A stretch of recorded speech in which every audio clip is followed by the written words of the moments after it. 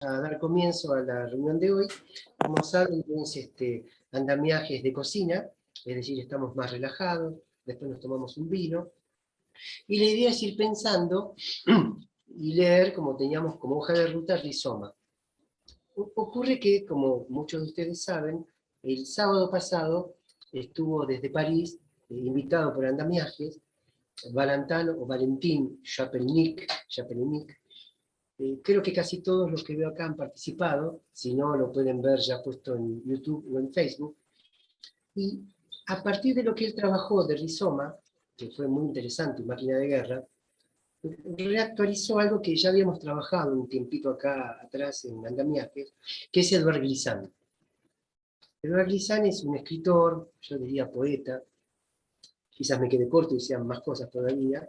Entiendo que él es de las Antillas, centroamericano, y que ha hecho toda su carrera, si se puede decir de esta forma, si no lo traiciono, su recorrido, quizás sería mejor, entiendo que en Francia, en París. Y de hecho una vez con Estela fuimos a una exposición en honor a él, habían armado algo antes de que él muriera, y también fue invitado por Place Publique, que es que lleva adelante Mayet Viltar, que está articulado en École Lacanien, donde habíamos escuchado y estaba grabado, creo que ahora no está grabado, yo lo busqué y no lo encontré, su pensamiento, que incluso le dio como título a una de las revistas de que se llama Rizoma y que también fue años cero. ¿Por qué me detengo en esto?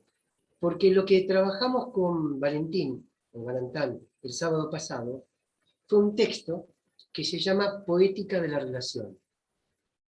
Texto que está muy difícil en Argentina de conseguirse, fue editado por la Universidad de Quilmes.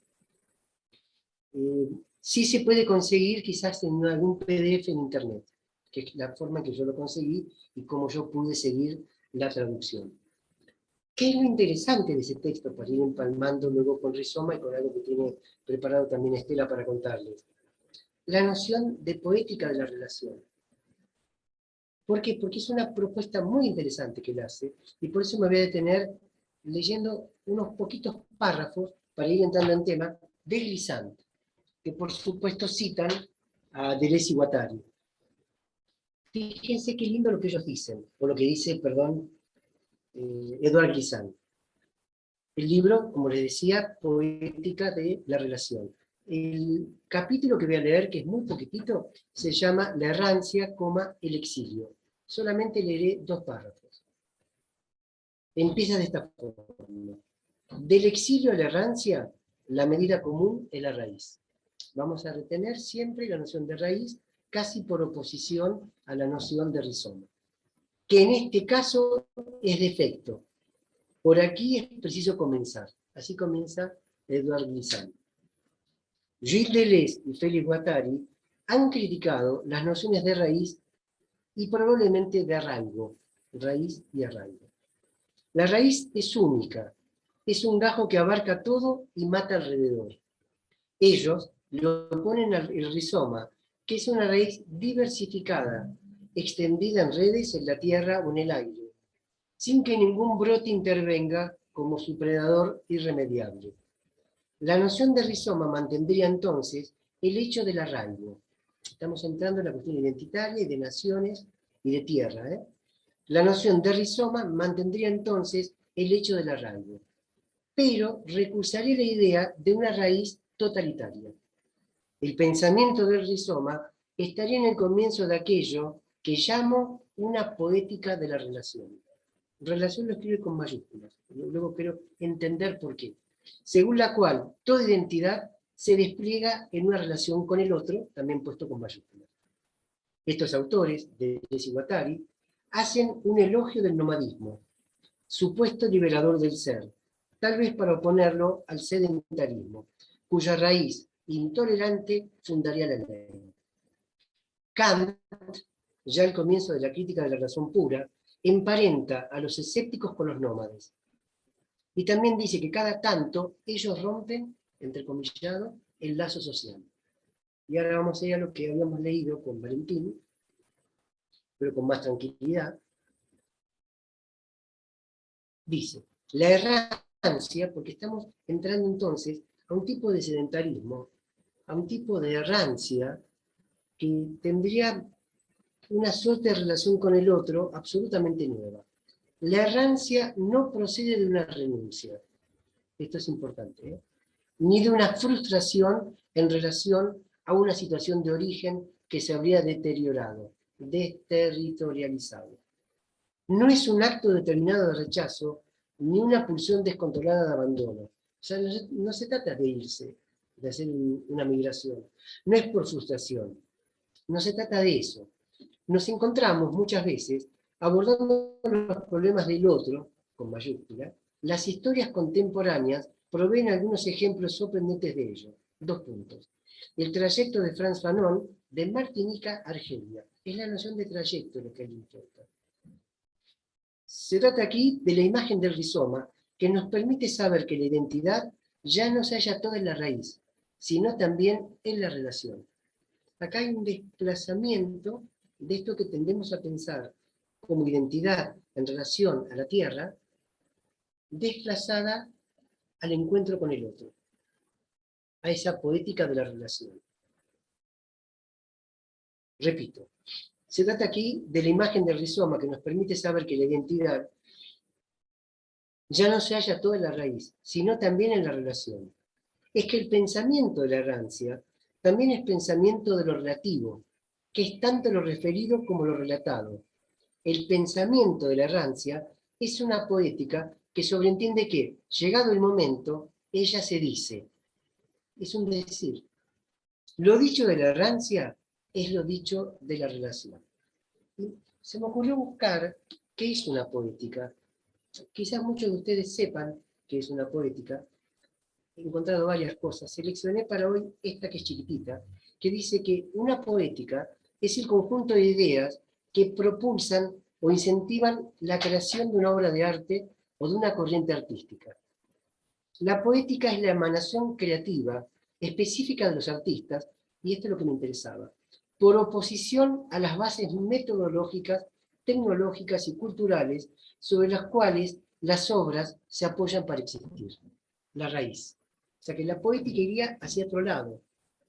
No habría un mapa a seguir. Bien. ¿Qué me pareció importante de esto? Entre varias cosas. Cuando leemos las cuestiones del psicoanálisis, lo que se llama la formación, cuando pensamos en cómo estudiamos, cuando leemos Lacan, cuando leemos Freud, cuando leemos lo que sea, ¿lo leemos como raíz? ¿Se trata de seguir un modelo y un molde? O quizás con esta propuesta de una poética de la relación, podríamos implementar una lectura poética en relación a Lacan, a Freud, a Deleuze, a Guattari, a Foucault, no importa con quién, que de algún modo no tuviese que rescatar una raíz de un pensamiento. Digo, es una subversión enorme, porque entonces no habría una enseñanza de Lacan. Que tengo alguna duda si alguna vez Lacan se lo propuso, pero he escuchado, y muchos de ustedes también, que hay una enseñanza de Lacan.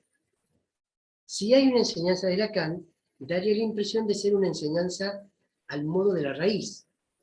De hecho, uno diría, ¿cuál es la raíz del pensamiento de Lacan? Y muchos de nosotros hemos transitado por esa línea arbórea, quizás de formación, ¿no? Donde uno podría encontrar eso que alguna vez se dijo, el Lacan de lo imaginario, el Lacan de lo simbólico, el Lacan de lo real. Ahora, si se hiciera una relación poética, rizomática, eso que se llama formación, que de hecho alguna vez vimos, bueno, formación, decía Lacan, son formaciones del inconsciente, ok, pero si se hiciera este tipo de relación poética, no habría un molde, habría algo que sería en perpetua creación. No podríamos decir que hay 4 conceptos fundamentales, porque eso sería armar un campo, que se da a llamar el campo freudiano o el campo lacaniano, situación que también podemos debatir. ¿Qué es un campo? Que habitualmente a mí me hace pensar en campo de concentración, juntar, raíz, identidad. O sea que volcar la identidad hacia la relación haría que no fuese posible decir soy lacaniano.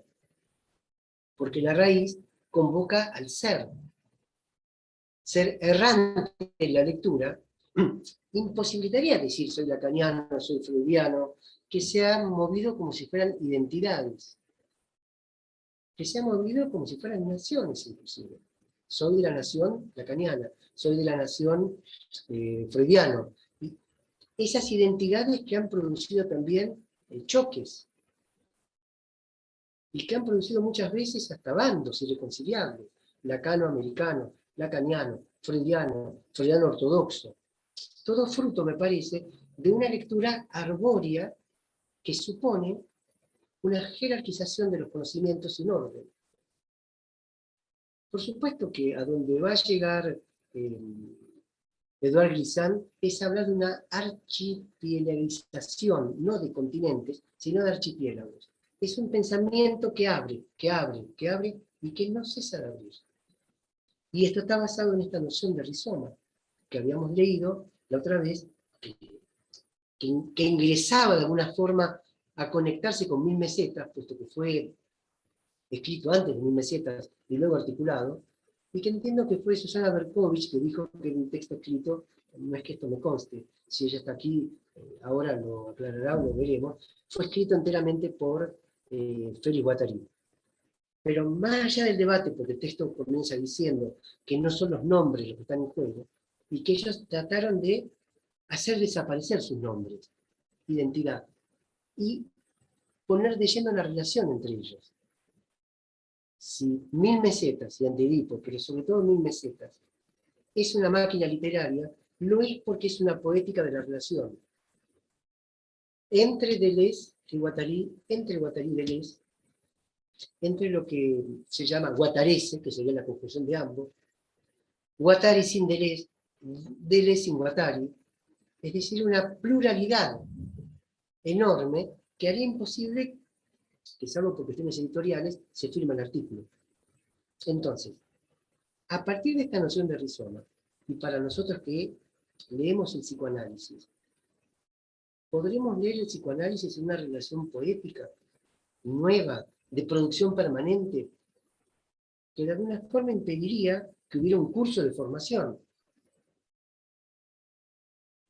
No es que me parece que la universidad esto no pueda ser dado, de hecho se da, pero como información, no como formación, si es que fuera posible una formación. ¿No habría una cosa absolutamente creativa? Y trasladado esto, y ya vamos a meternos con rizoma, hacer una introducción, y trasladado esto a la cuestión que llamamos clínica, ¿no posibilitaría también una poética de la relación con el analizante? Donde también ya no se puede distinguir ni analista ni analizante. Yo les digo esto porque me había quedado con lo que dijo Valentín, que yo no había pensado que pudiera haber una institución creativa. Yo pensaba que las instituciones siempre eran, en cierta manera, negativas en su concepción. Por eso me hacía obstáculo la idea de análisis institucional. Pero pensar algo que se instituya como algo creativo y que tome esta noción de poética de la relación, me parece un hallazgo interesante.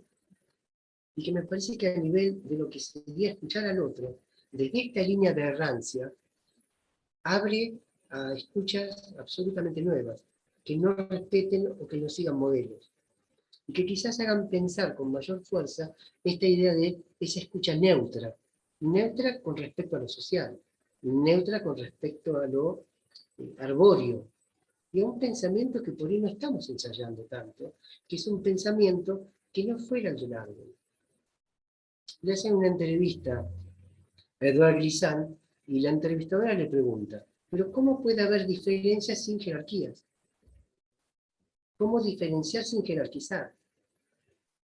Y él contesta, dice, mire, uno puede pedir un postre de coco, otro pide un postre de un dulce. Dice, son sabores distintos, pero no están jerarquizados. Bueno, ¿cómo romper entonces la idea de saberes que no estarían jerarquizados? ¿Cómo presentar esto? Que me parece que fue también la propuesta original de Freud. El darle el saber al analizante era ubicar eso justamente. Empezar un pensamiento errante, un pensamiento que ya no está en el especialista, tampoco quizás en el analizante, pero que está en esa relación que se produce. Bueno, esta es la introducción. Ahora vamos a tomar entonces de vuelta 1000 mesetas. Tenéis acá el texto, donde habíamos dejado, porque quiero llegar al método de Limí. ¿En qué página avanzaron la reunión anterior? Vamos a tomar la página 18. Gracias, sí. Y la vamos a tomar, creo que es 18, ¿no? Dame un segundito. Sí, la vamos a tomar a partir de una de las características más importantes. Dale.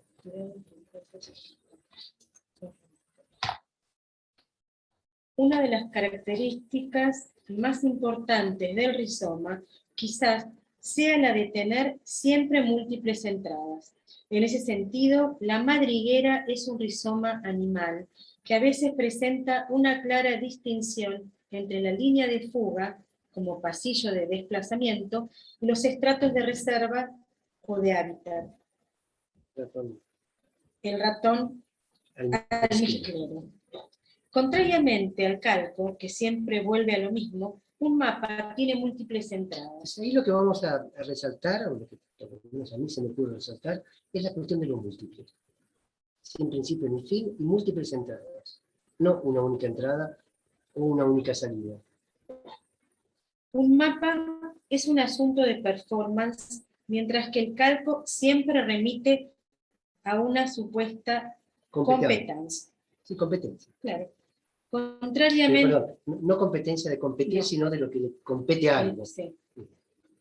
Contrariamente al psicoanálisis, a la competencia psicoanalítica, que ajusta cada deseo y enunciado a un eje genético o a una estructura sobrecodificadora, y saca hasta el infinito calcos monótonos de los estadios en ese eje o de los componentes de esa estructura. Bueno, esto es lo que veíamos antes cuando les quería comentar lo de poética de la relación. Si la identidad se basa en esa relación y no se basa en una raíz, la raíz lo que hace es entonces formar clones permanentemente, calquitos permanentemente iguales, ¿sí? Argentinitos, mexicanos, alemanes, franceses. Sería necesario una reproducción al infinito, pero de lo mismo. Si lo pensamos en términos de lectura, sería reeditar clones de Lacan.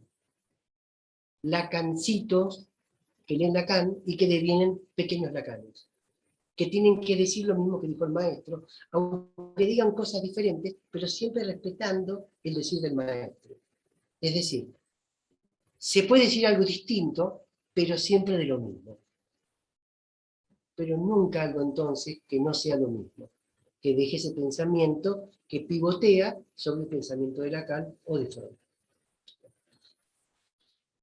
Entonces, contrariamente al psicoanálisis, a la competencia psicoanalítica, el esquizoanálisis rechaza cualquier idea de fatalidad calcada, sea cual sea el nombre que se le dé, divina, anagógica, histérica, económica, estructural, hereditaria o sintagmática.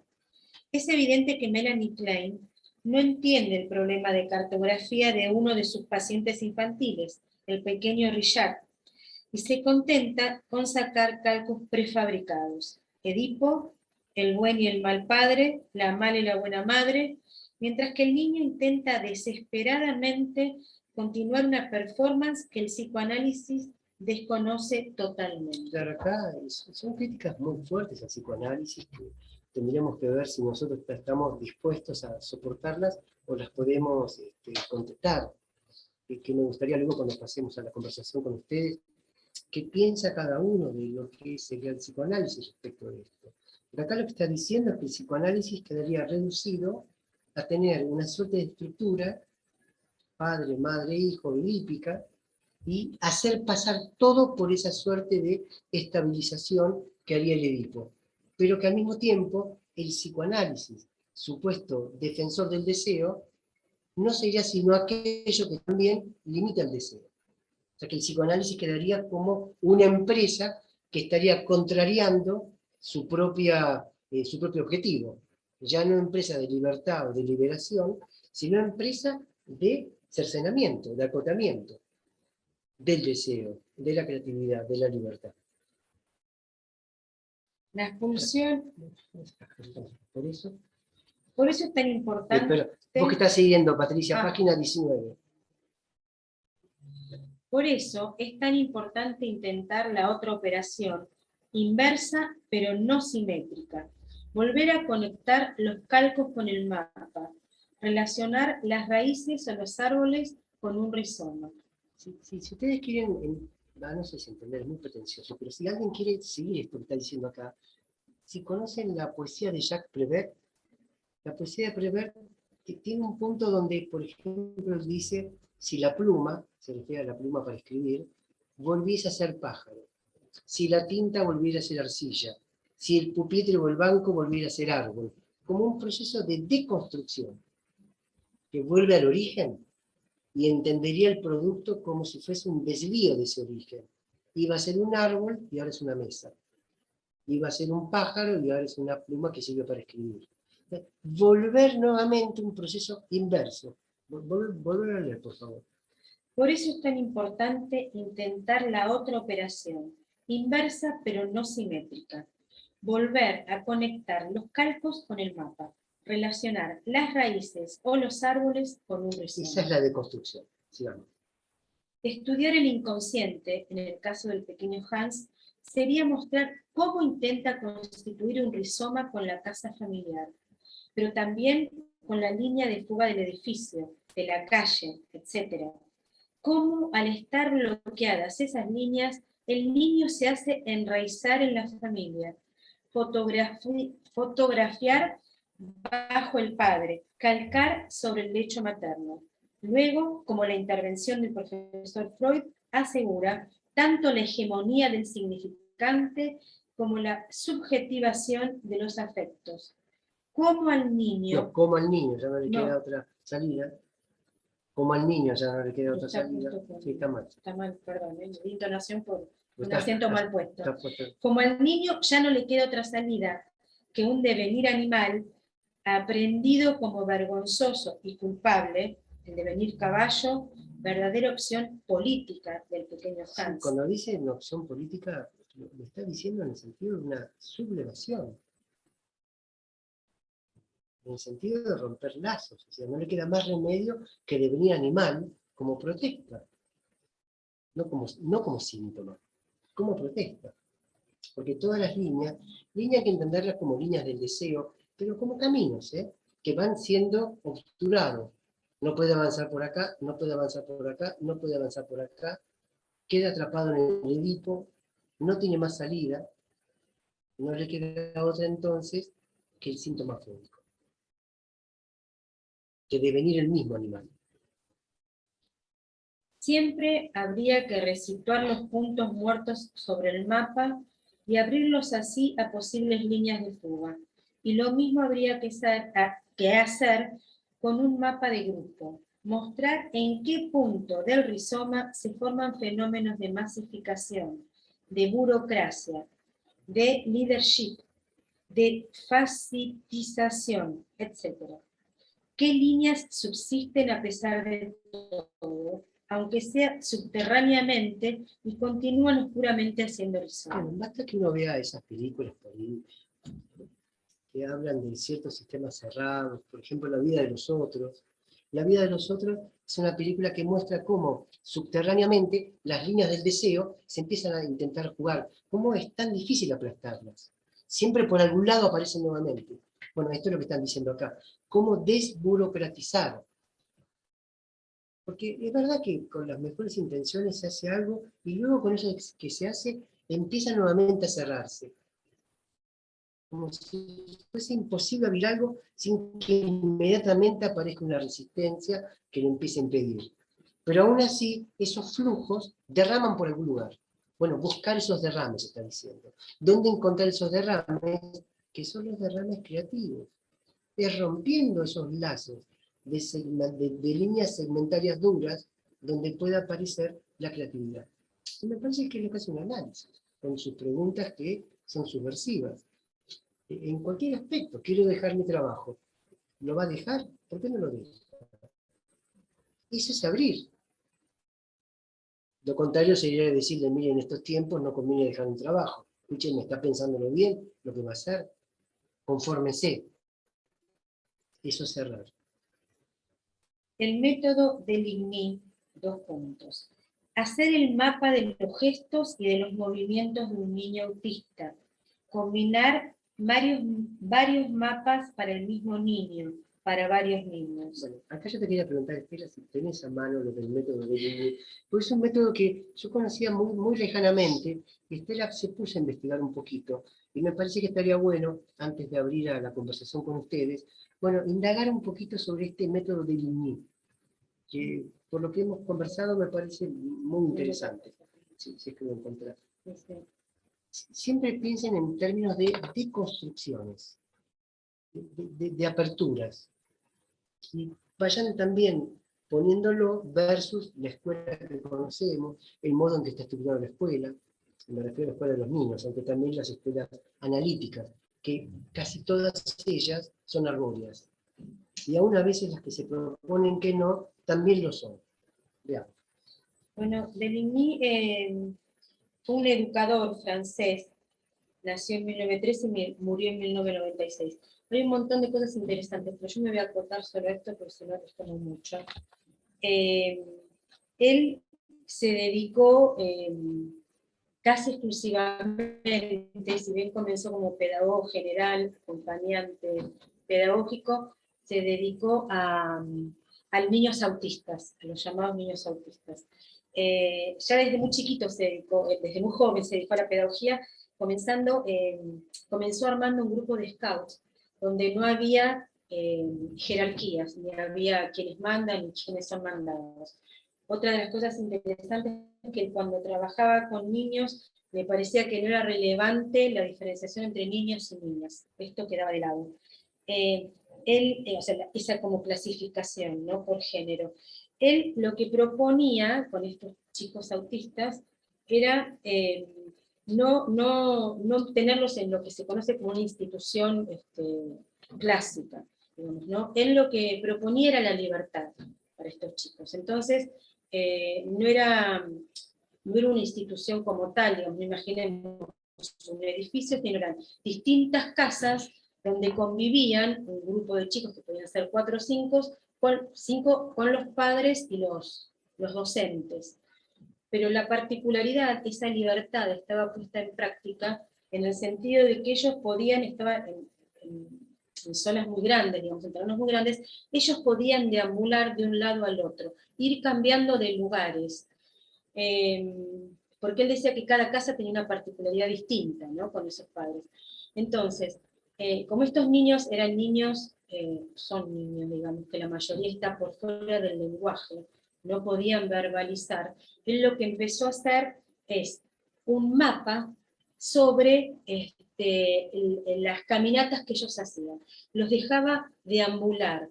Era como algo así como poner en símbolos, decía él, en esas líneas, esos trayectos, esa errancia de cada uno de ellos. Entonces después juntaba, por eso, me parece que es lo más importante, porque lo acaba de leer, no sé si lo querés ver de nuevo, este tema de los mapas y los recorridos de uno o varios niños. ¿Sí? Dice, el método de Ligny, 2 puntos, Sí. hacer el mapa de los gestos y de los movimientos de un niño autista. Combinar varios mapas para el mismo niño, para varios niños. Claro, porque él consideraba que esto era como un decir de ellos, ya que ellos no tenían la palabra, con gestos, a ver, son tantas cosas, porque él también los filmaba, hacía teatro de marionetas, dibujos, o sea, buscaba alternativas para llegar a ellos y para que ellos se comuniquen con nosotros. Y le dabas una importancia al cuerpo, que le dábamos del cuerpo, como relación con los otros, ¿no?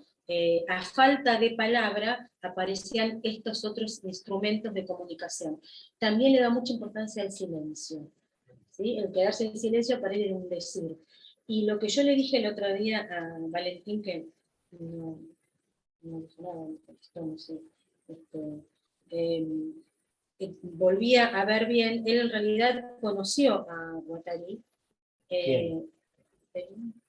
Ligny, pero por eso son los. Yo me dije, Claro, por eso no te conté. Entonces me dije, Claro, es de Ligny, ahora sí. Bueno, de Ligny no sé, estaba muy segura que lo había mucho bien. mezclé las dos cosas, claro, porque le hablé de Glory y después cuando le dije esto, le dije, vamos, tenés razón. Bueno, Delguín lo conoció porque Guattari le dio una casa donde llevó a estos chicos autistas, porque parece que Guattari también estaba como interesado en ellos, pero después se separaron, no se sabe muy bien por qué, quizás por algunas cuestiones institucionales que Guattari los veía de otra manera. La cosa es que él se retira de la casa esta donde estaba con Guattari y crea otra separada, otras casas donde hace todos estos mapas.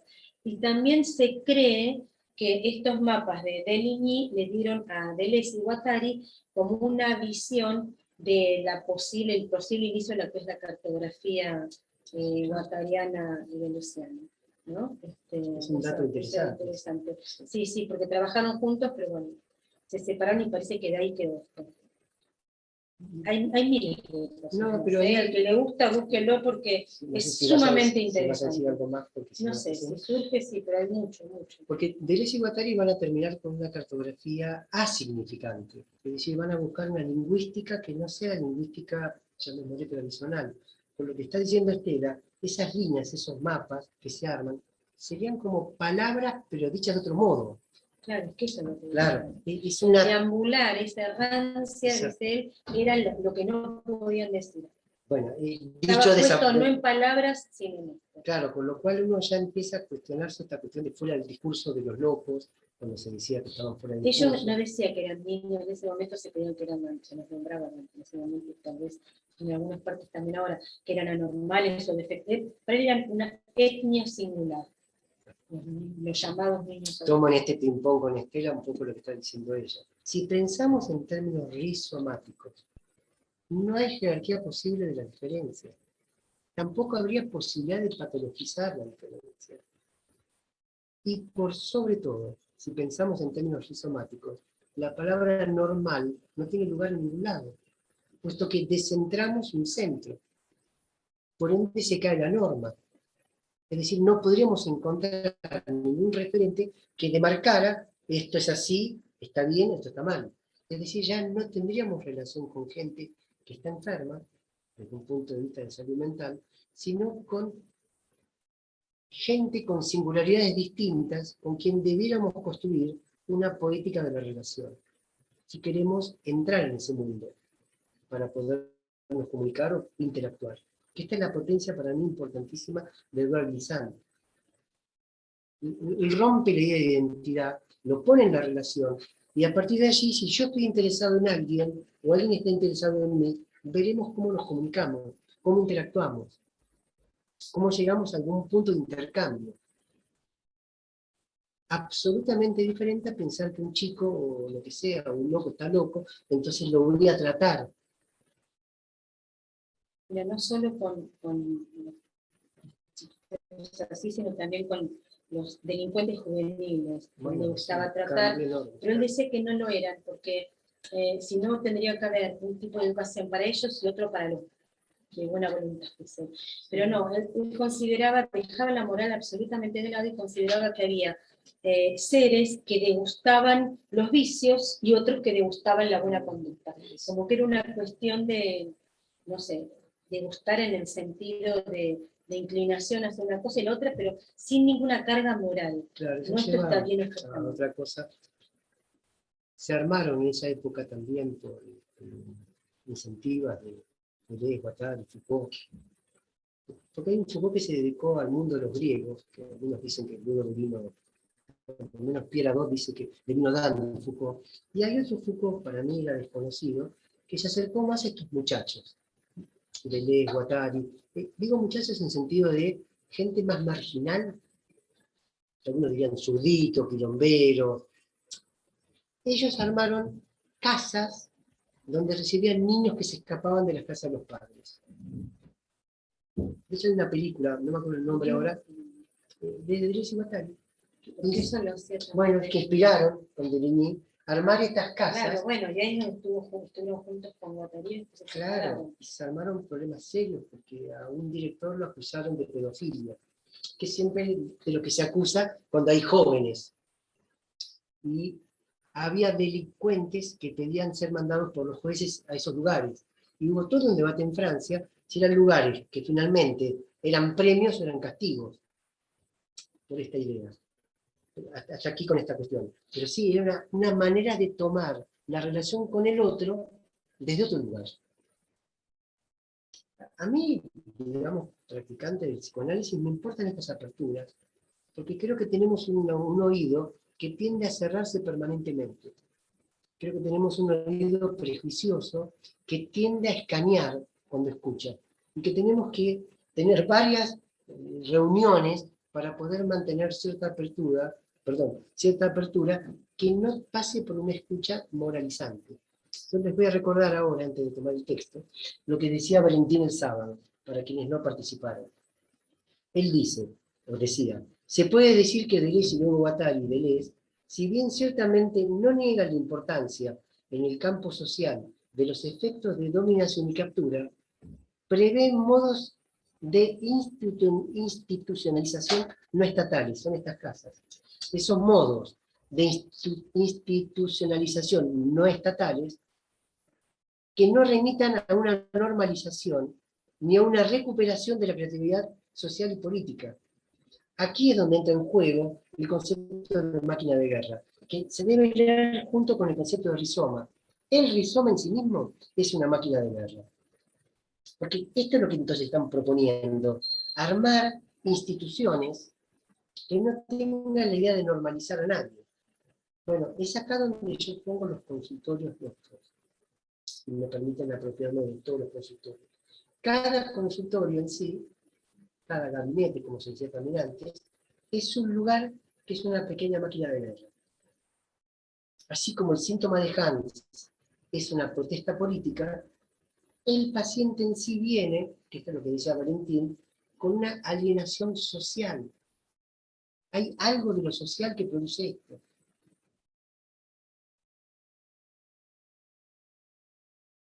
No, no es demasiado. Dolto y Manonil le guiaban Claro. chicos que llevaban esos consultorios. Bueno, que ese es otro tema. Cuando decimos niños, eso para mí es apasionante. ¿Qué decimos cuando decimos niños? ¿Es una jerarquía? ¿Es un hombre pequeñito? ¿Tiene menos derechos? ¿Se lo escucha a un niño?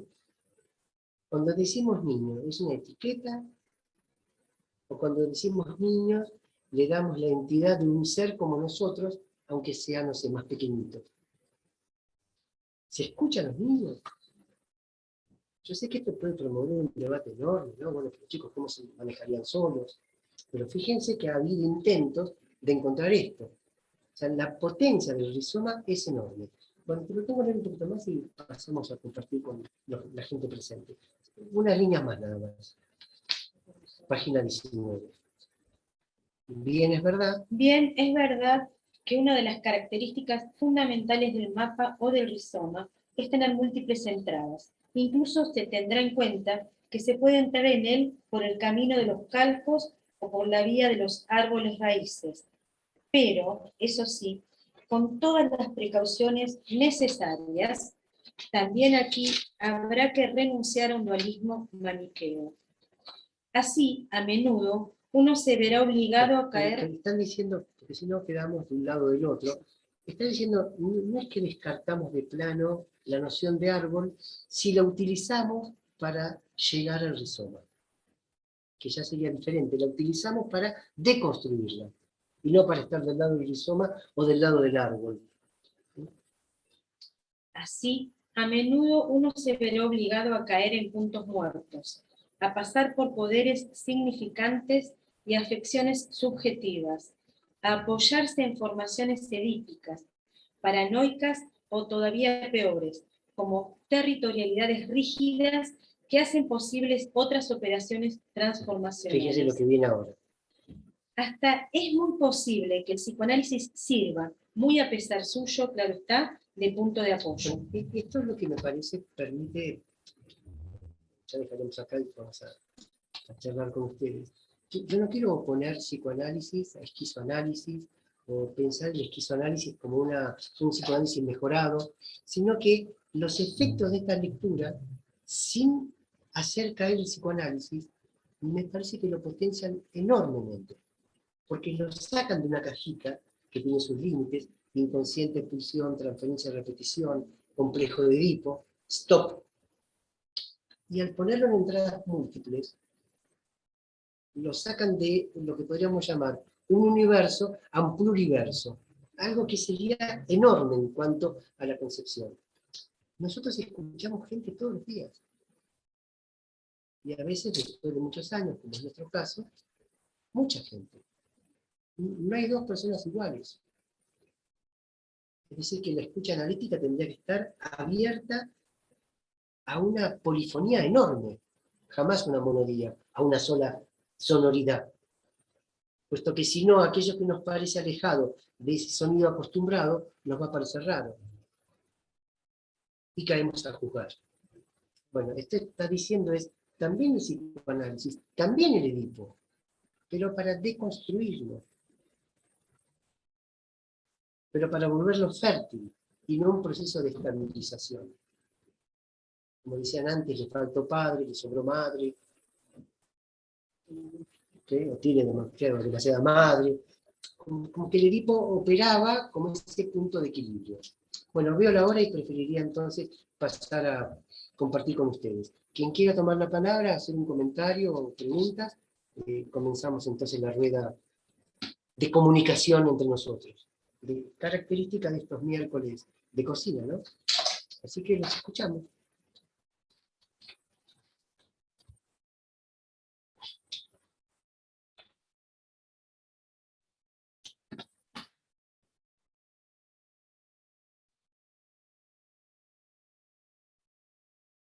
Más allá de lo que quieran decir, si es que van a decir algo, es esta idea de crítica al psicoanálisis. Me interesa ver cómo lo piensan ustedes para poderlo poner en dialéctica. Juan García, te escuchamos. Hola, ¿qué tal? Muy buenas Hola. noches. Sí, es muy interesante pensar todas estas cuestiones. Estuve presente en la ponencia del sábado y al igual que tú, Eduardo, concuerdo en muchos creo que tenemos ya asociados estos. Es difícil pensar no, como decías, no tanto en una forma negativa, sino una forma como opresora a la institución, porque siempre lo tenemos ligado a estos conceptos del Estado, inclusive la palabra que ahí dijeron del establishment sigue siendo establecimiento, fundación de algo, ¿no? Y es como estas formas de un organismo, ahí entra la palabra también como organismo regulador de algo, y sí es difícil pensar como institución creadora apartándose de todos estos estándares. Por ahí había mencionado Susana Berkovich, y no es la primera vez que lo menciona, al sistema como siempre recapturándolo todo. Entonces, creo que esta crítica hacia el psicoanálisis creo que iría más bien por el lado de esta versión del psicoanálisis recapturada por el sistema, es decir, una versión psicologizante. Y porque yo creo que en los fundamentos de lo que descubrió Freud y lo que siguió mostrando Lacan, creo que en el momento en que hacemos énfasis en el devenir del sujeto en la práctica del psicoanálisis, es algo que es diferente a esta objetivación del sujeto que mostró esta otra versión, sí. Creo que por ahí iría más la cuestión de estas como críticas hacia el psicoanálisis. Juan, me parece interesante y sí comparto que yo tenía ese prejuicio respecto de la noción de institución. Valentín la separó del Estado, quizás de lo que se dio a llamar el Estado profundo, burocrático, al servicio de las capturas de las personas. Que quizás la vueltita que yo le doy es, aún con lo que vos decís, Juan, considerándolo, ¿cuántas veces creemos que no nos está pasando esto en nuestras prácticas? Yo quiero como implicarme, porque es verdad que hay toda una captura, ciertas universidades han hecho del psicoanálisis una especie de psicología y lo transmiten como tal.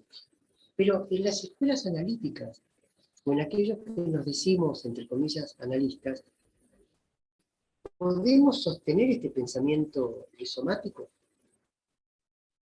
Es decir, ¿nos da el cuero para esto? ¿O nos vamos para atrás? Es una pregunta que me hago, ¿no?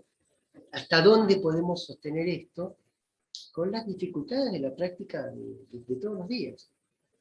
Pero bueno, agradezco tu aporte y si después querés tener tu intervención, encantado de escucharte, Juan. Sí, concuerdo mucho contigo. Ese es justo también mi cuestionamiento. Este intento rizomático, ¿hasta dónde podría llegar? Si algo tan disruptivo como lo fue el inconsciente freudiano fue ya recapturado por el sistema y transformado y distorsionado.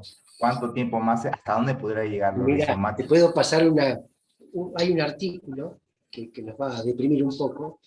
Es un artículo del año, creo que 2007 o 2008. Se llama Atravesar los muros. Está en francés, no sé si vos lees francés. Va a ser de mío. Se van a sorprender. Yo conocí este texto por un miembro de la École Lacanienne, una miembro, ahora no me acuerdo el nombre, Brigitte Copin. En este artículo, Atravesar los muros, un general del ejército israelí cuenta cómo el ejército israelí ha tomado la idea de rizoma, de espacio liso y de espacio estriado de Deleuze y Guattari para mejorar su forma de ataque, haciendo de las calles espacios lisos para que no vayan los soldados y atravesando los muros para poder matar con más eficacia. Yo decía, wow, ¿cómo un libro tan de avanzada como 1000 mesetas? Mencionando 1000 mesetas, ¿eh? Luego, si te comunicas por privado, te paso el artículo. El general diciendo, inspirados en las ideas de Deleuze y Guattari, perfeccionamos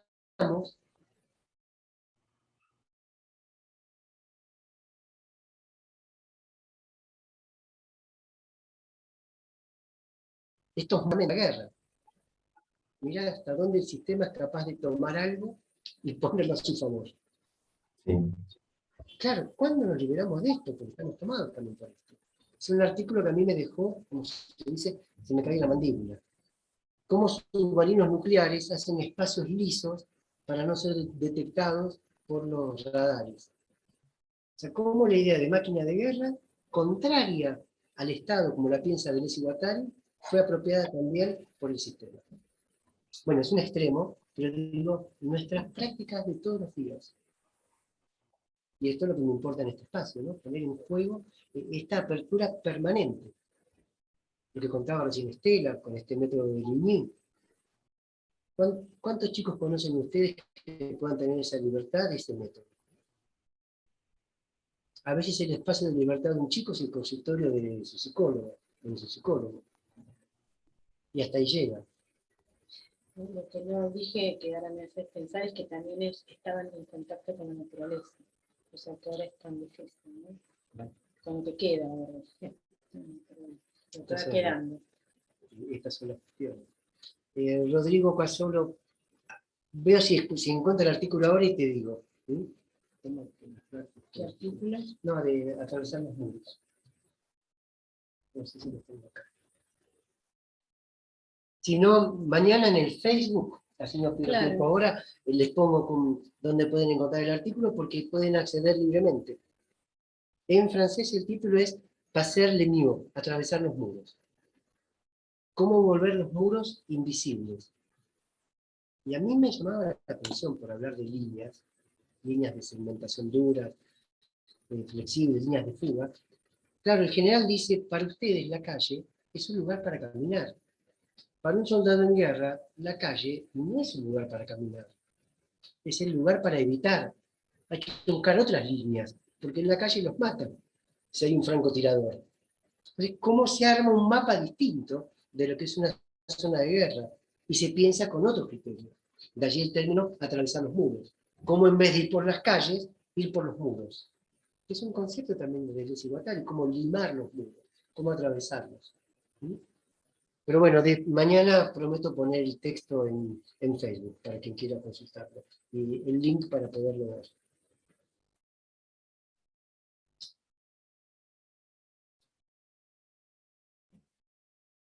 ¿Se ha otra intervención?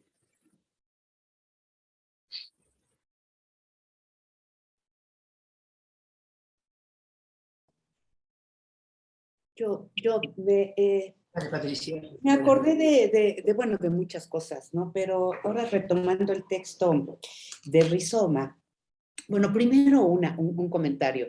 ¿Se acuerdan que el marido de Gloria, la secretaria de Lacan, también fue asesor con todo el pensamiento de Michel Foucault y todo el tema del panóptico, de este africano que era un líder político y que justamente para poder, digamos, reprimir a la población, toda la conceptualización de Foucault, el marido de Gloria se la llevó.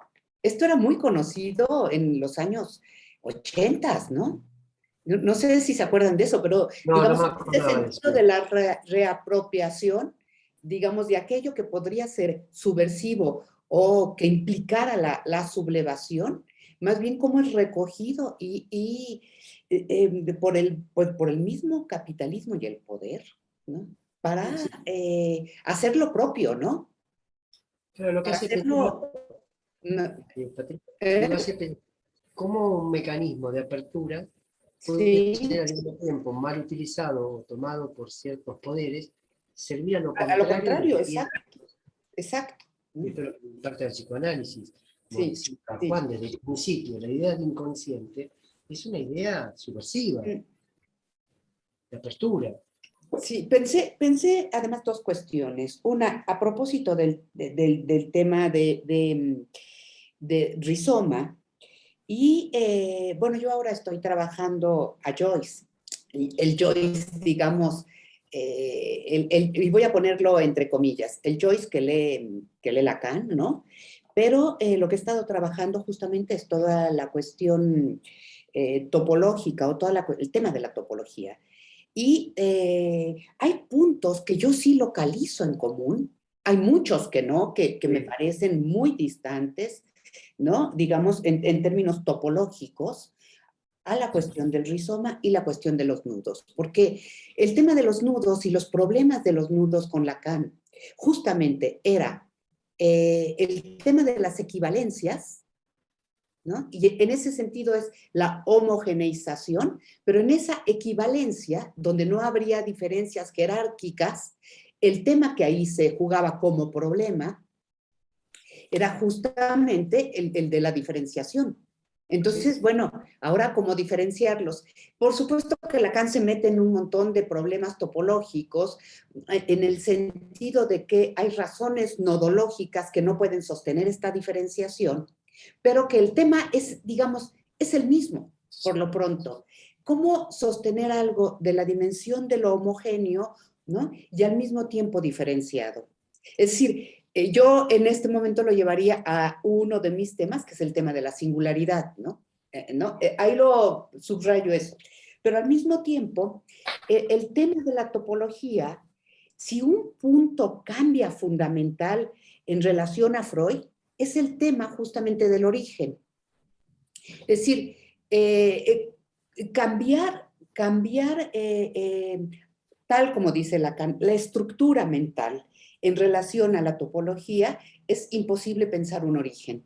Y eso es un punto distinto. Y el tema rizomático estaría hablando de eso. No hay origen, ¿no? Es arbóreo, no hay origen. Y ahí Una lo salvedad, Patricia, que perdón. te haría una salvedad en diálogo, ¿no? No sé si es una salvedad, sino parte de esta poética de la relación que Sí. estamos haciendo aquí. A mí me da la impresión que Freud tenía en claro que había un problema con el origen.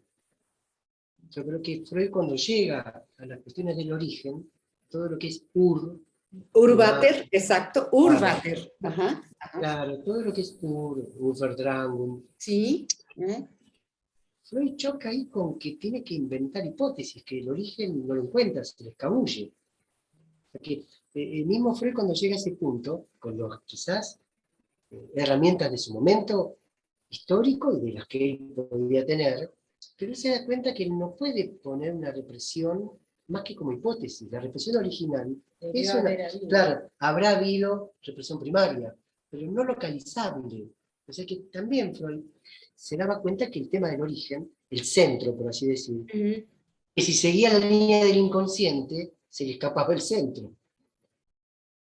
Sí, verdad, hay agujeros. pues, Sí, en en el Freud hay diálogo, agujeros, sí.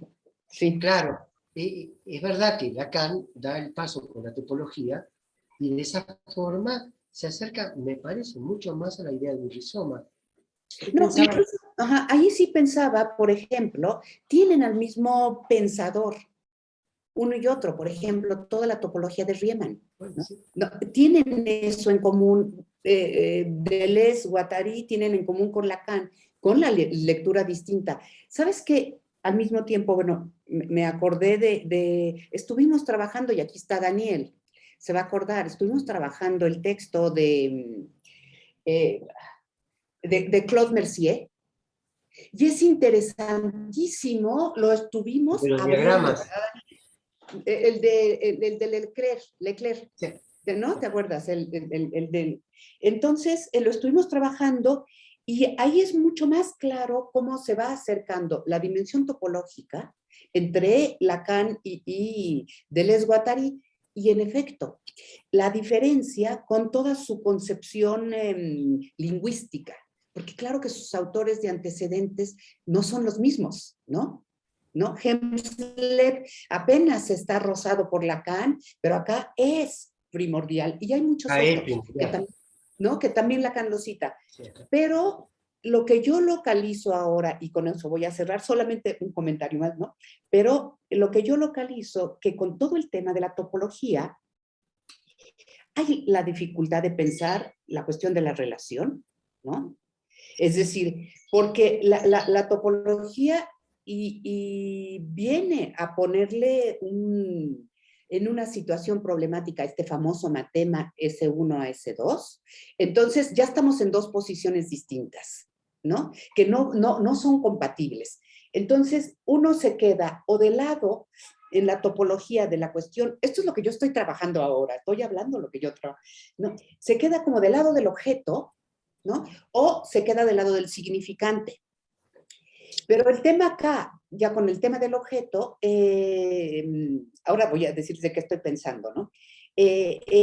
Uno ya puede empezar a discutir este tema de la relación, ¿no? Es decir, con Lacan sería imposible sostener una idea de relación, porque nos mete a la intersubjetividad y nos mete un montón de cosas que, bueno, fue justo lo que fue quitando, ¿no? Yo te decía, Pero entonces, no, ¿cómo operar ahí, no? Ese es el tema. me parece que ¿No? el Entonces, por valor eso digo, de una ¿eh? relación, de una poética de la relación entre los autores, es decir, Ajá, salir de la idea de estudio Lacan, sino ponerlos en cierta relación. ¿Qué es lo sí, que acabas de decir vos, no? sí. Cuando vos pones en relación Freud, Lacan, Deleuze, Guattari, Foucault, lo que uno pueda llegar a leer, Sí, tampoco tenemos tanta capacidad para leer tanto, pero de sí, habitar con ese ellos ya es espacio, bastante. claro, claro, se produce una otra cosa, un cambio. La idea de Glissant es que la poética de la relación lo que produce es un intercambio.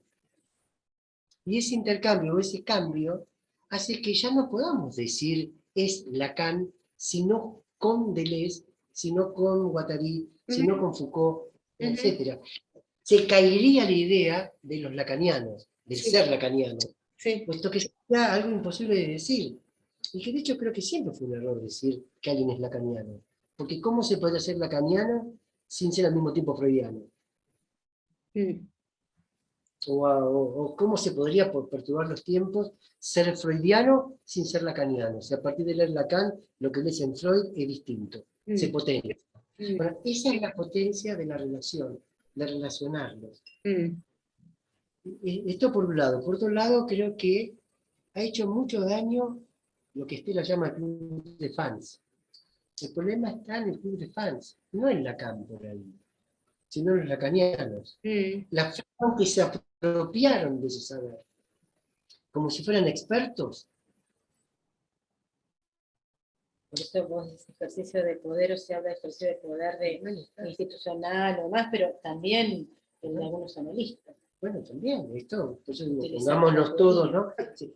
Volverme experto en Lacan, soy Mm. el de Lacan. No, bueno, Y si, sí. claro, y si además escribí un libro sobre Lacan, porque yo cuando escribí tal cosa, ya pongo el dedito, y me apropié de un pensamiento que es errante. el pensamiento de Lacan está en errancia. Sí, sí, sí. La topología viene a demostrar esto. Una topología es una topología en movimiento. Mm. Es una topología que no es una imagen como estamos acostumbrados a ver. Hay que hacer la topología. Sí, cómo operar, ¿no? Cómo meter las manos. A esa es lo que... Nada más una última cuestión, y que tiene que ver con Deligny. ¿Saben qué me hicieron acordar? ¿Ustedes conocen un antropólogo en Marte? ¿No conocen el texto de Oliver Sacks? Es que es fantástico porque Me suena Sacks, Oliver Sacks, ¿no? Murió hace como 2, 3 años, neoyorquino, que clínico neurólogo, pero muy buen escritor. Lo que tiene interesante ese texto es que tiene justamente, empezó a recoger los escritos de los autistas, porque ahora, digamos, los autistas de gran creatividad, ¿no? Realmente, pues han escrito sobre su travesía en la vida, pero no solamente en la vida, en sus tratamientos, y dan cuenta de ello. Lo que hace Oliver Sacks en ese libro es recoger el decir de estos libros, sobre todo mucho más en los Estados Unidos. Ya tiene años, este libro pues tendrá 15 años, 10 años, pero es interesantísimo porque ya son ellos mismos quienes dan cuenta de las distintas aproximaciones que los han tratado, ¿no? Ya vengan desde el psicoanálisis, ya vengan desde las psicoterapias cognitivo-conductual, todo, y dan cuenta de ello. Entonces, es muy rico. Eso me hicieron acordar. Es fantástico lo que decís. Sí. El libro de Tal, que les recomiendo, Poética de la Relación, que lo pueden encontrar, es fantástico. Él comienza mostrando el movimiento de los barcos que llevaban a los esclavos africanos en sus bodegas, financiados, y hace un trazado que va para América, que va desde África, hace una línea, dice, esta es la línea de estos esclavos silenciados, que no pueden hablar, pero que hoy siguen gritando. O sea, estamos montados sobre todo eso. Cuando uno lee ciertas cosas, hasta uno se siente responsable también de eso. O sea, hacer lo que hacemos es también un acto político, que es lo que hablábamos con Juan García. ¿Hasta dónde ponemos el cuerpo con esto? Estela que trabaja con chicos, no en mi caso no trabajo con chicos, pero ¿qué haces con la familia? Pero cuando trabajas con, entre comillas, adultos, Von Browis dice que no hay adultos, que son chicos que nacieron antes. A mí me parece fantástico. Dice, no existen los adultos, son solo niños que nacieron antes. Pero cuando vienen los padres al consultorio, la demanda de los padres es de normativización, de adaptación. Si uno trabaja en una institución, al modo no que estamos viendo, ¿qué se nos demandaría? Se nos demanda también la corrección del error.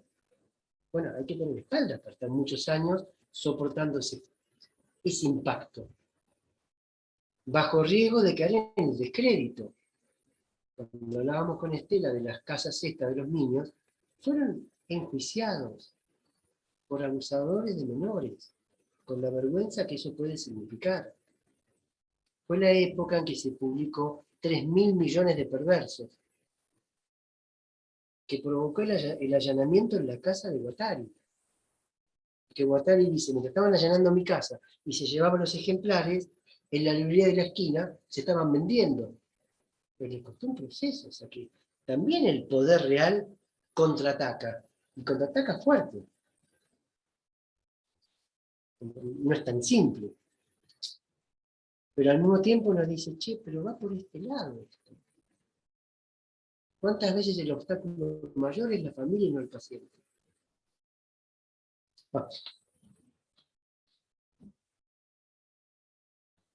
Sí, pero una familia que muchas veces es desayudada desde una sociedad. Yo hablo, tengo en análisis a algunas personas latinas, por así decir, que viven en Canadá, en Vancouver, y una de ellas, una mujer joven, tiene 3 hijos, 2 de los cuales tienen diagnóstico de autismo. Cosa que a mí me llamó la atención desde el primer momento, pero un día me cuenta que en realidad logró, así con estas palabras, logró el diagnóstico de autismo, como que fuera todo un logro, ¿no? Consiguió que los diagnosticaran estos dos chiquitos de autismo, para que así le dieran un tratamiento o una atención especial que realmente requería una atención especial. Pero recién después de un montón de análisis muy exhaustivos, que ella no supo, por supuesto, no supo decir cómo eran, logró que le dieran esa cartita de son niños autistas, con lo cual tienen un tratamiento fonoaudiológico, psicopedagógico, psicológico. O sea, tiene que tener ese diagnóstico, lo que a vos te pasó cuando fuiste a Córdoba, creo, que te dijeron no diga más esto, porque si no me sacan el certificado de discapacidad y tengo que pagar el tratamiento, tengo que hacer, bueno, en Canadá, que uno se imagina que es una sociedad que de hecho ya me cuenta, está todo tan avanzado, las escuelas son increíbles y demás, claro, están a años luz también en relación a Bueno, cuestión. la poética de la Está, relación, ¿no? Los tomó. la propuesta de Liz Sand es una criollización, es decir, dejar lenguas dominantes, mezclas de lenguas. Estamos a años luz.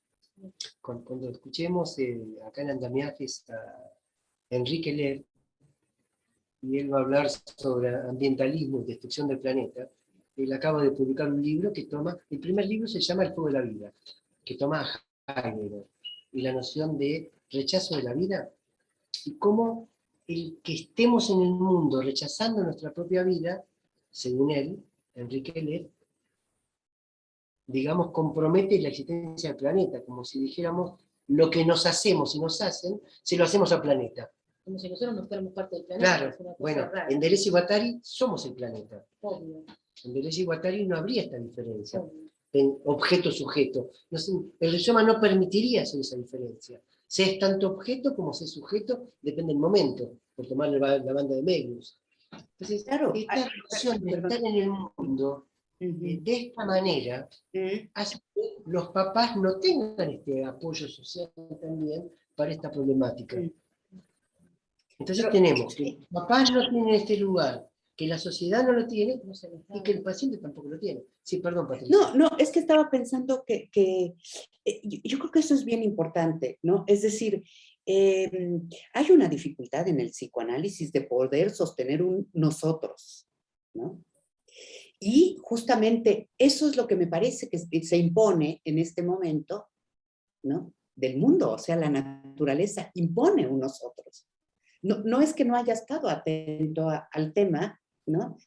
Digamos, de los lazos sociales, pero ahí algo se impone yo diría ahora, de cambio al mismo psicoanálisis, ¿no? Cómo pensar justamente el nosotros.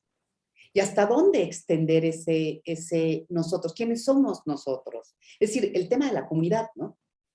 Eso es lo que se arma, Patricia, ahí con el aporte para mí de Eduard Glissant, es soma, raíz, identidad. Es decir, una raíz, una identidad.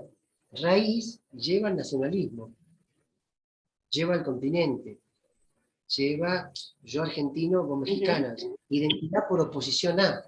En cambio, un rizoma hace caer esas identidades. A una identidad de humano.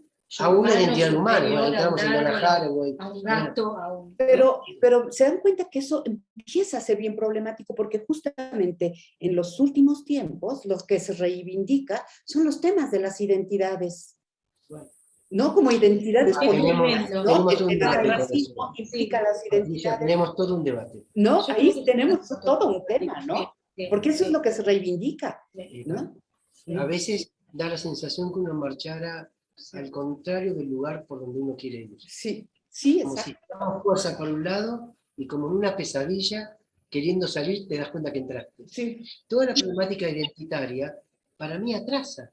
Porque Sí. nos vuelve a poner en un lugar de raíz. Que con un pensamiento rizomático cae el negro, cae el blanco, el gordo, el petizo, el alto, el bajo, no hay más eso. Y en un grado extremo, como dice Estela, y también los animales, lo que Donna Haraway llama parentesco animal. Ahora, bueno, todos, si los analistas no pensamos que tenemos algo para decir también de esto, y nos quedamos en el consultorio, terminamos sosteniendo el sistema. Y es sin fin, porque vemos entonces que los analizantes vienen alienados socialmente, padeciendo y portando síntomas a un lugar que lo que va a hacer es aplacar un poquito más eso, adaptarlo y que salga más o menos coherente, con lo cual sería sin salida. Ahí ustedes ven la fuerza de este libro 1000 mesetas, más que la de Antiedipo. Y yo creo que no es casual que hay dos textos que se publicaron antes de 1000 mesetas, que son los rizomas y cómo haces un cuerpo sin órganos, que luego fueron incorporados. Esos dos textos son la banda de Möbius, si se quiere, que transforman la banda normal, que es el Antiedipo, por así decir, hecho en capítulos, le hacen una torsión y se injerta con 1000 mesetas. Y es casi una entrada topológica. Cuando digo topológico me refiero a relaciones distintas que se forman, que rompen la, si se quiere, la forma yoica de ver las cosas. Vos me haces acordar cuando hacía los cursos sobre topología. Lo primero que a uno le hacían era hacer una banda de Möbius, que en el fondo es una pavada. Tomás la bandita, haces una torsión en la banda y la juntás. Pero a partir de esa torsión, deja de ser una banda unilateral. A partir de esa torsión, pasa a ser una banda de Möbius. Quiere decir que ya no tiene más adentro y afuera. Es increíble. Una torsión hace que uno pase por interior y exterior en solución de continuidad permanentemente. Y que si uno la corta al medio, no tiene dos bandas. Por eso, lo que decía Patricia, hay que hacer la topología para ver cómo tenemos un espacio construido absolutamente erróneo desde el punto de vista yoico. Como hemos construido con solidez algo que tiene tan poca solidez y que lleva la idea de un cuerpo organizado, una bipedestación, lo que ya decía, nenes, nenas, niños, adolescentes. En una entrevista que le hacen a Guattari respecto de qué piensa él respecto de la adolescencia, esto está en Los años de invierno. ¿Y qué dice? Es algo que la gente tiene metida en la cabeza, porque no existe la adolescencia. Es una idea que uno tiene metida en la cabeza, que tomamos como natural, pero que no lo es. Bueno, como verán, a mí me apasiona las líneas de fuga que esto permite pensar, que esto permite llevar adelante. Hay una pregunta, me parece, con la mano levantada de Juan. Y gracias. Eduardo, pareció escuchar que mencionaste que la raíz convoca al ser. Sí, La raíz convoca al ser. Y el ahí, momento de la raíz. porque ahí yo preguntaría cuál sería la propuesta rizomática, sin disolver la cuestión del ser en un mar de indiferenciación o replantear la cuestión del ser. Aquí estoy viendo de lo que se ha leído de este texto, un párrafo que no me haría optar por la primera opción. Es cuando dicen, solo así, sustrayéndolo, lo uno forma parte de lo múltiple. Sustraer lo único de la multiplicidad a construir, escribir a n-1. Este tipo de sistema podría denominarse rizoma. Exacto. Juan, me haces una pregunta muy difícil. No sé si tiene respuesta. No sé hasta dónde nos podemos sacar la idea de ser de encima. No sé hasta dónde nos podemos sacar la idea de que somos algo, alguien. Claro, en vez de una cosa, múltiples cosas. No sé hasta dónde tenemos como, no sé, inyectado en nosotros la idea de que somos uno y no varios. Que encima hay que saber quién uno es. Claro, entonces es complejo. Ahora al mismo tiempo precisamos cierta identidad, si se quiere, errante. Deleuze y Guattari dan un ejemplo muy lindo respecto de los, creo que son los beduinos que van, son comerciantes que van, claro, son también, son migrantes, van y vienen, parecieran no tener territorio fijo. Cierto. Claro, pero dicen, pero van sentados en la silla, que es un punto fijo.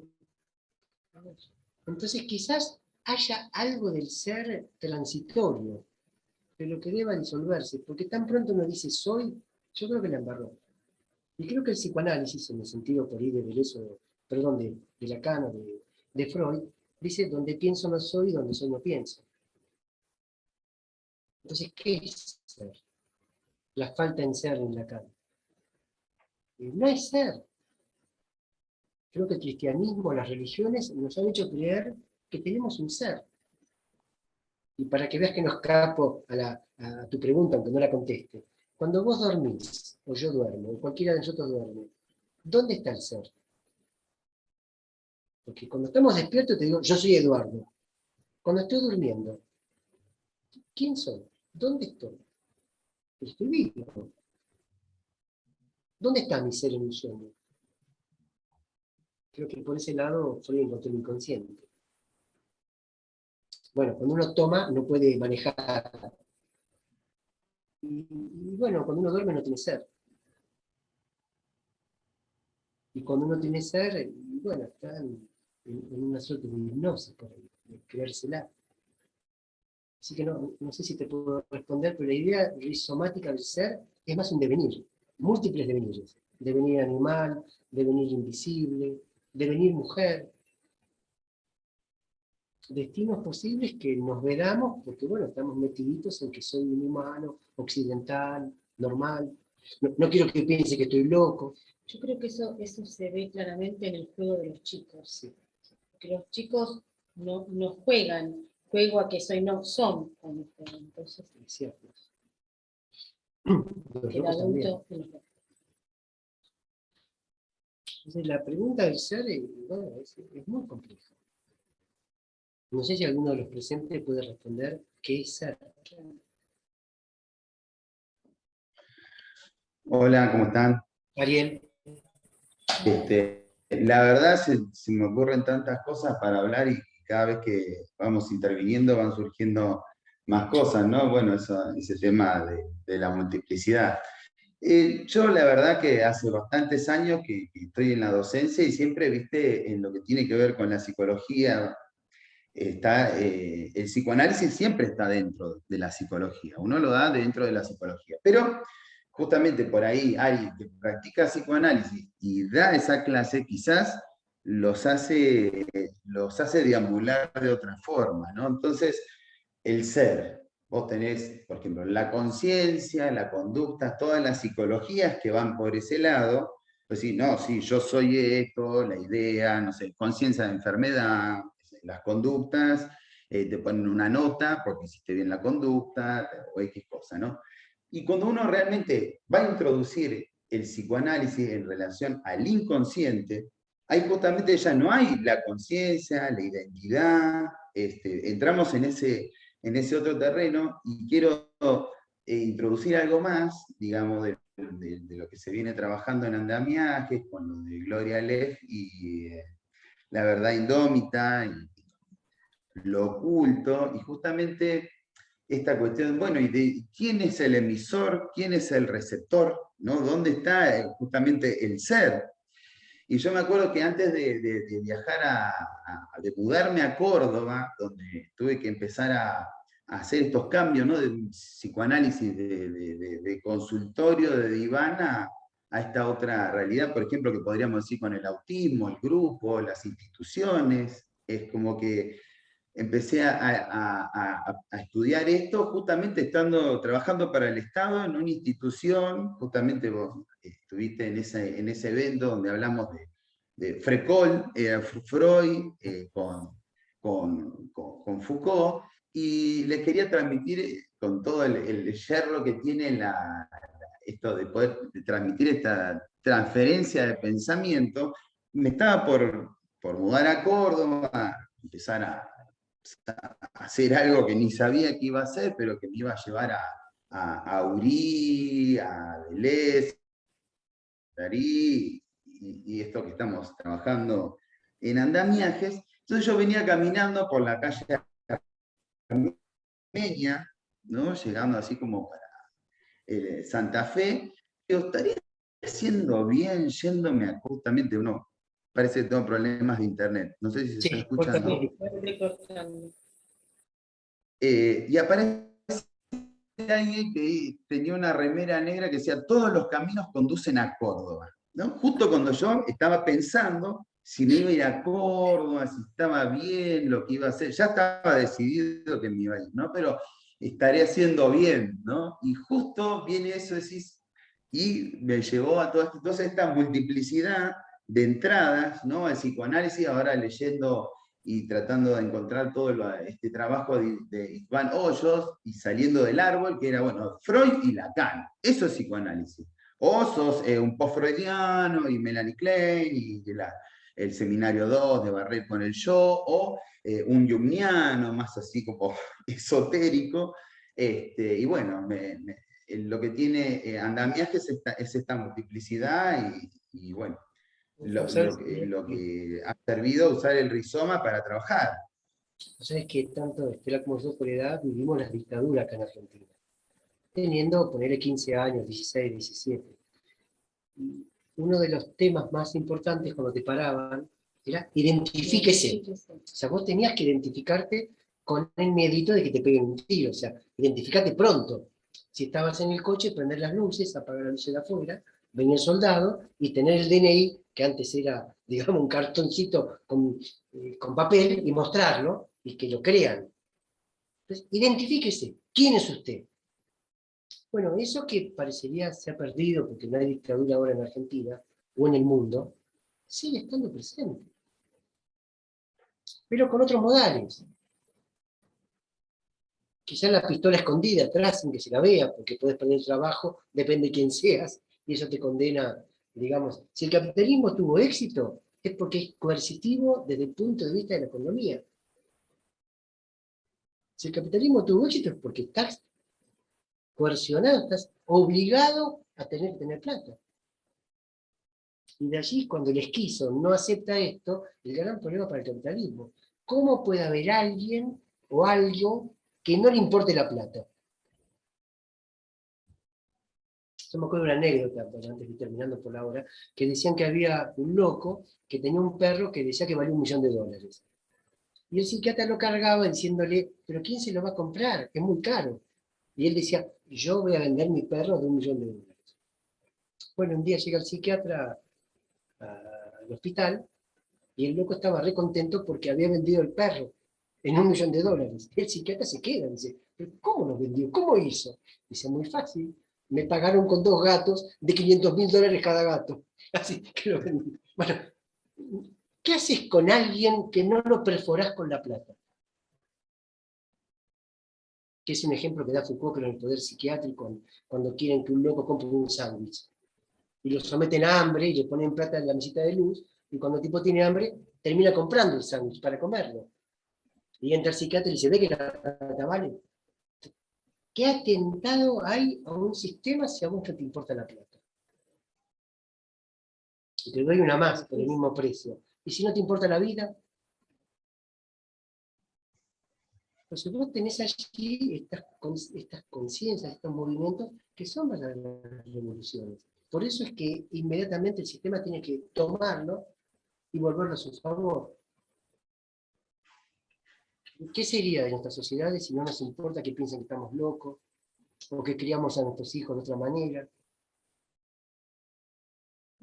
O que somos psicoanalistas y leemos lo que nos da la gana y decimos lo que pensamos, en vez de estar todo el tiempo repitiendo y repitiendo y repitiendo hasta el hartazgo lo que dijo Lacan en el seminario 3, 4, 5 o 20.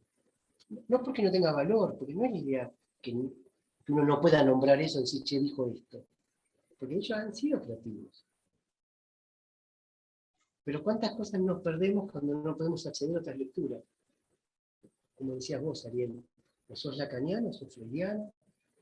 En Argentina, yo no sé si esto estuvo también en México, acá eras lacaniano o lacano-americano, porque eran 2 lacanianos distintos. Una cosa era el lacano-americano y otra cosa era el lacaniano que no era lacano-americano. La identidad.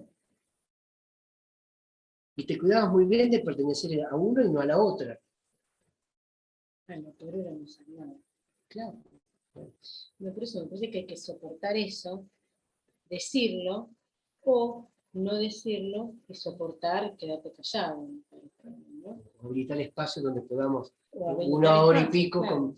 no sé, conversar un poco y que eso no haga que caiga nuestra identidad, si es que la Pero tenemos. por eso voy a decir algo íntimo que hablamos el otro día, que lo que más nos gusta cuando acá en Andamiajes es cuando invitamos a, no es que nos guste el otro, ¿no? Pero digo, lo disfrutamos mucho más cuando invitamos gente que no tiene nada que ver con el psicoanálisis, porque sentimos que aportan cosas que nos dejan retumbando y que nos abren otras cuestiones nuestras cotidianas del psicoanálisis, pero desde otros lugares, ¿no? Es como que, qué sé yo, Valentín, Orientán, ahora Lev, que va a venir, ¿no? Sí, Enrique. O Cristian Enrique Laval. o Cristian Laval, claro, gente que no es del palo, como se dice acá, pero que nos dejan picando Igual te cosas haría que nos salvedades para permiten. discutir, porque hace años que estamos Sí, juntos, pero sí, discutimos sí, mucho. Lo de Gloria Lev, por ejemplo, fue interesante. También, absolutamente. ¿Cómo pudo mostrar otra cosa? Absolutamente. Muchos invitados que han podido también, siendo del palo, Sí. mostrar otra cosa.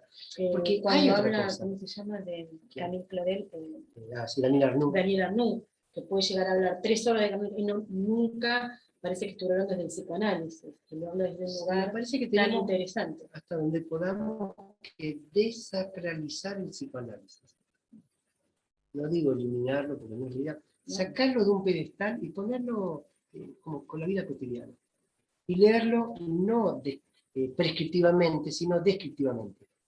Lacan no te dice lo que tenés que hacer. Creo que nunca se lo propuso. Quizás Freud un poquito, pero tampoco. Consejos al médico. Consejos no son... Claro, pero eran consejos al médico. Desacralizarlo para poderlo leer como si fuera una novela. Y hasta meter la pata y equivocarse con las citas, y bueno, puede decir algo que Lacan no dijo, creyendo que lo dijo. Que tampoco es tan dramático, pero si no... Sí, de Diego, Atalia, todos, tampoco ponerlos a ellos en el lugar del pedestal nuevo. ¿Cómo sacamos, cómo descentramos el centro? O para terminar, en términos de Artaud, ¿podemos vivir sin el juicio de Dios? ¿Podemos acabar con el juicio de Dios? ¿O siempre, eso buscaba, estaba buscando con Artaud, era esto, transferencia de pensamientos. ¿Podremos vivir sin esa instancia que nos está juzgando permanentemente?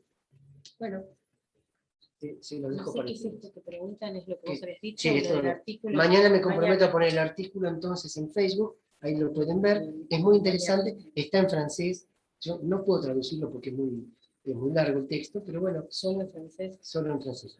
Creo que está en francés, quizás esté también en castellano. Tenemos anuncios antes de terminar, denos 2 minutitos más. No, ahora no sé cuándo. Miren, tenemos Georges-Henri Mélenot, que va a hablar sobre la potencia de la imagen. A ver, les decimos cuándo es un sábado. El sábado 30 de octubre. Sábado 30 de octubre, 13 horas, la fuerza de la imagen, la potencia de la imagen. Georges-Henri Mélenot. El 13 de noviembre. 13 de noviembre, Enrique Lehmann. Sábado también. Y después Mauro no Y Mauro Murasawa, que va a hablar de Japón, de Kioto, pero va a estar un miércoles. ¿Se Después acuerdan diremos, quién es Mauro? Mauro estuvo con Stefan Nado. Es el japonés que estuvo hablando de los haiku. Sí, de los haiku, no haiku. habló, pero bueno. A mí me interesa el pensamiento de Mauro Murasawa, porque él dice que por ser oriental, logró recibir muy bien el pensamiento de Guattari. Como que muchas cosas de Guattari, a él como oriental, le fueron muy afines. Recordemos que Valentín Elizalde decía, quiero dejar de leer pensadores franceses. Bueno, pongan occidentales. No estamos tan acostumbrados a salirnos de pensamientos occidentales. Lo bien que nos hace cuando nos salimos. Bueno, nada más por hoy, buenas noches. Gracias por estar allí. Nos gusta mucho compartir con ustedes el espacio. En 15 días continuamos con Rizoma. Vayan a saber desde qué página. Cualquiera que quiera tener una lectura y quiera decir quiero leer esto de Rizoma, sí. Encantado. Nos dicen, un espacio lo de dicen todo. antes o el día ese, si lo dicen antes, bueno. Cualquier página que les gustó, dicen quiero leer esta página, porque van a ver que Igual se puede leer sume. de cualquier página, es rizomático el libro. Yo puedo tomar la última página de Rizoma y voy a decir, che, está bueno esto. La única excepción que hacen los autores es que no hay ningún orden de lectura, salvo el último capítulo que piden que sea leído al final. La única recomendación que hacen es esta, si no dicen léalo como le dé la gana. Bueno, yo lo agrandé hasta dentro de los mismos capítulos, porque no son capítulos, son mesetas. Por ende, al ser mesetas, puedes tomar una página o la otra, y de alguna forma se rizoma. Es un modo de lectura también interesante. Bueno, buenas noches y nos estaremos viendo en 15 días. Chao, chao.